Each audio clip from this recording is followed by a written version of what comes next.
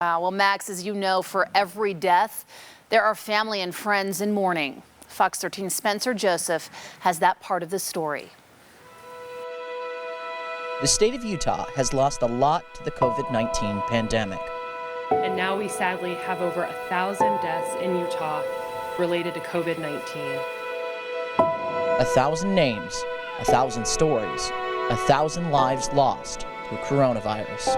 I mean, none of us lost our taste or anything, so we weren't sure that it was COVID. This is David SCHOLES. His wife Anna and their son all tested positive for COVID-19. He had mild symptoms, and so did his son. His wife was a little worse, but not bad until the 10th day. She was a little bit incoherent, and so anyway, I just took her into the emergency room. Her oxygen was so low, she needed to go to the ICU. And say, oh, well, she's in the restricted area, you can't come in. That was rough.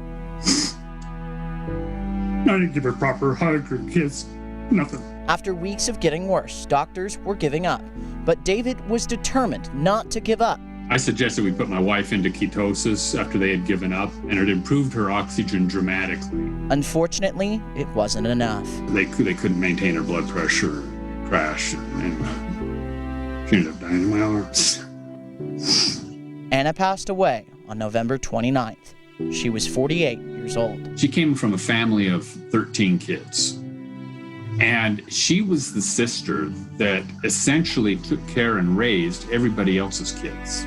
Taking care of others being a passion for Anna, the pair were foster parents to many different kids over the years. She never had kids of her own, but there's a lot that call her mom. And in closing, David shared some of his thoughts with us on the overall pandemic. It's really hitting our minority population, my wife being Filipino. If you get the virus, don't just be careful for a short term.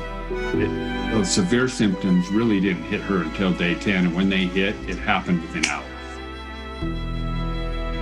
Now, David has a lot of experience with nutrition and actually has authored an article talking about that nutrition that he tried to get doctors to do that actually helped his wife. Unfortunately, it wasn't enough, but he's hoping that it will help other families. And of course, our hearts go out to all of those that have lost a loved one to COVID-19 here at Fox 13.